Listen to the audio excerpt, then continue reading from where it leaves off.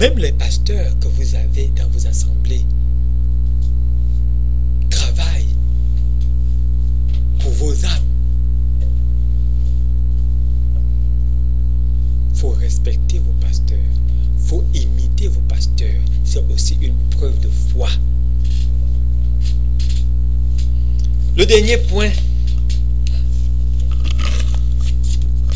pour cet enseignement sur la foi, c'est un peu long, mais c'était très important pour changer beaucoup de choses en vous. Le dernier point sur cet enseignement de la foi, c'est recevoir de Dieu les miracles, la partie miracle.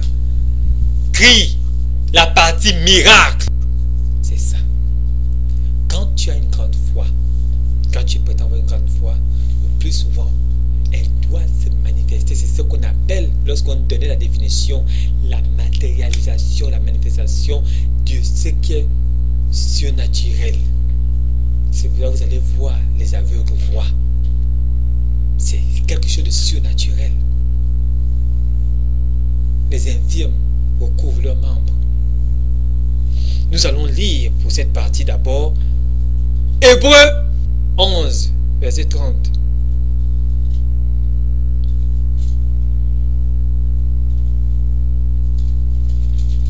Hébreux 11, verset 30.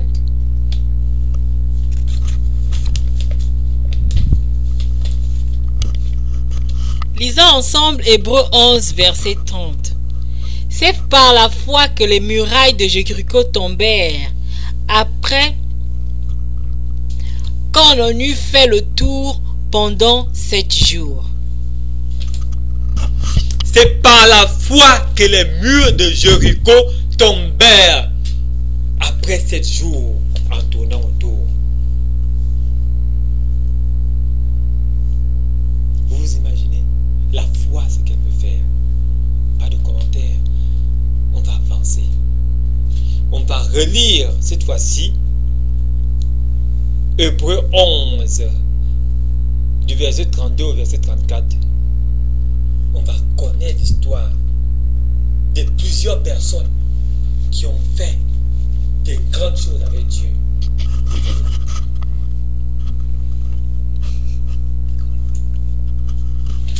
Lisons ensemble Hébreux 11 du verset 32 au verset 34. Et que dirais-je encore? Car le temps me manque pour parler de Gédéon, de Barak, de Samson, de Jephthé, de David, de Samuel et des prophètes, qui, par la foi, vainquirent des royaumes, exercèrent la justice, obtinrent des promesses, fermèrent la gueule des lions, éteignirent les puissances du feu, échappèrent aux tranchants de l'épée, guérirent leurs maladies, furent vaillants à la terre, mirent en fuite des armées étrangères. Amen. Vous avez bien entendu là? Gédéon, Samson, Barak, Jephthé, David, Samuel et tous les prophètes ont accompli de grandes choses par la foi. Et même 1 Jacques 1 de 5 à 7 dit: si vous manquez de sagesse, demandez avec foi. Sans doute, vous devez demander avec foi, sans douter, si vous voulez recevoir.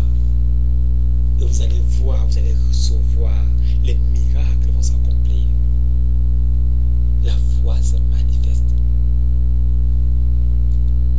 Et rappelez-vous encore même de Matthieu 9, 22. Mon frère, tu peux lire Matthieu 9, 22. Je vais juste expliquer ce qui se passe. Une femme atteinte d'une perte de sang depuis 12 ans est guérie par Jésus grâce à sa foi. Va, qu'il te soit fait selon ta foi. Alors, mon frère, tu ne veux pas avoir une foi qui transforme ce qui est surnaturel sur ce monde naturel. Tu ne veux pas avoir une foi qui te rend persévérant. Tu ne veux pas avoir une foi qui te fait croire aveuglement à Dieu, même sans avoir vu l'accomplissement des choses.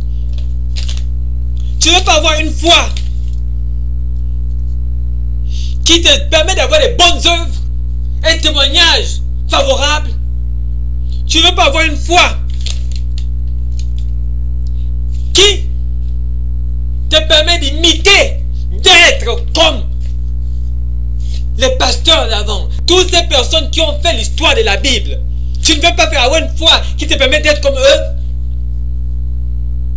Si ta réponse est oui, alors voici le conseil que je vais te donner en guise de conclusion.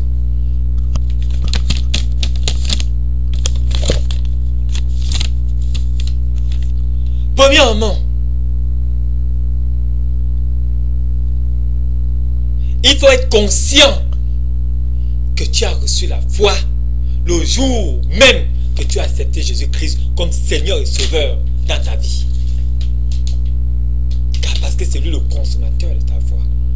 Le jour que tu as dit Seigneur, et c'est Jésus-Christ que tu n'as jamais vu, qui a vécu près plus de 2000 ans avant toi, mais tu acceptes qu'il a vécu même si tu n'as jamais vu l'évidence. Et etc. Tu acceptes qu'il est Seigneur et Sauveur, tu acceptes qu'il est devenu Dieu, qu'il est Dieu, tu acceptes qu'il est ressuscité des morts sans l'avoir vu. Il faut accepter qu'à partir de là, tu as reçu la foi. C'est un grand secret que je te donne, mon frère, si tu veux vivre avec une grande foi. Beaucoup de gens n'arrivent pas à accepter Jésus-Christ parce qu'ils n'ont pas vu. Mais toi, tu as accepté qu'il est mort, qu'il est ressuscité, qu'il est Dieu. C'est déjà une grande foi que tu as déjà. Mais ne te limite pas là. Parce que beaucoup de chrétiens se limitent là. C'est pour cela qu'ils ne font pas les grandes choses que Dieu a promis dans la Bible. Dans les derniers temps, nous les chrétiens doivent faire des grandes choses. Tu pourras lire Romains 12, 3 et Romains 10, 7. Deuxième point. Écoute la parole de Dieu tous les jours. Lorsque tu écoutes la parole de Dieu, tu as écouté les histoires de ces anciens, de ces grands hommes de la Bible. Dis en toi, je veux être comme eux. À chaque fois que tu écoutes l'histoire par exemple d'Élie, dis je veux être comme Élie. À chaque fois que tu écoutes par exemple l'histoire d'Abraham, dis je veux être comme Abraham. À chaque fois que tu écoutes l'histoire même d'Enoch, dis je veux être comme Enoch. Assimile-toi à eux.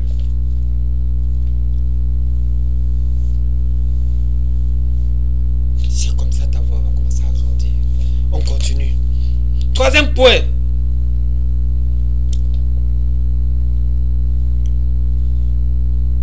Accepte que la foi en toi ne soit pas limitée. Ne limite pas ta foi par ce que tu vis autour de toi. Ne limite pas ta foi par ce que les gens racontent. Ne limite pas ta foi par le péché. Au contraire, permets à ta foi de fournir des œuvres dignes en toi. Ne limite pas ta foi par quelqu'un qui ne croit pas en toi.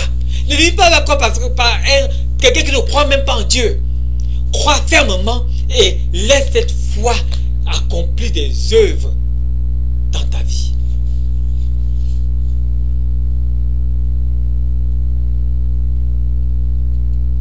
Et pour terminer, le dernier point que je vais te donner. Il faut avoir entièrement, totalement, profondément confiance en Dieu.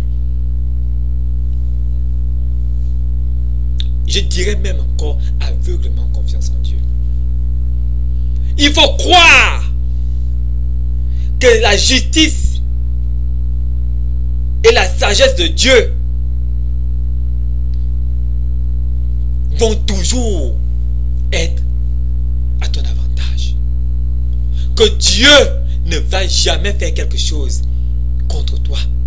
Même si tu dois passer par quelque chose de difficile, il faut croire que c'était ce qu'il fallait même. C'était ce qu'il fallait que Dieu a choisi pour toi. Il faut croire aveuglement, profondément, parfaitement à Dieu. C'est le dernier point que je voulais te donner comme conseil si tu veux croître ta foi. Maintenant, mon frère, nous avons terminé cet enseignement. Nous allons encore prier. Et cette prière va te permettre aujourd'hui que, après avoir écouté cet enseignement, tu ne seras plus le même. Tu as reçu la parole. La parole nous dit que la foi vient de ce qu'on entend. Tu as entendu ce qu'il fallait entendre. Ça bouillonne déjà dans ton cœur. Je vois comment ça bouillonne. Maintenant, ce qu'il faut, je vais sceller cela avec l'Esprit de Dieu, afin que cette foi-là puisse te donner en toi les œuvres et que rien ne puisse l'arracher, afin que cette parole que tu as reçue va tomber sur la bonne terre et puisse te fournir beaucoup de fruits. Prions, mon frère.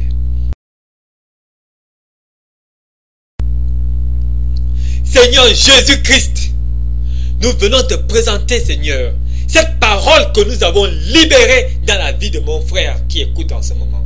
Seigneur, que l'Esprit Saint puisse emmener un changement radical dans la vie de mon frère qui m'écoute en ce moment.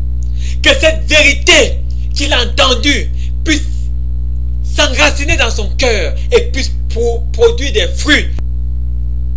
Seigneur, que sa vie soit transformée, que sa vie soit comme ces grands hommes dont parle la Bible. Alléluia. Que sa vie soit transformée entièrement, qu'il ne soit plus le même. Que dans son église, on sent qu'il est différent. Que dans sa famille, on sent qu'il est différent. Que dans ses relations, on sent qu'il est différent. Que dans son travail, on sent qu'il est différent. Je scelle cette parole qu'il a reçue maintenant dans sa vie. Et je déclare maintenant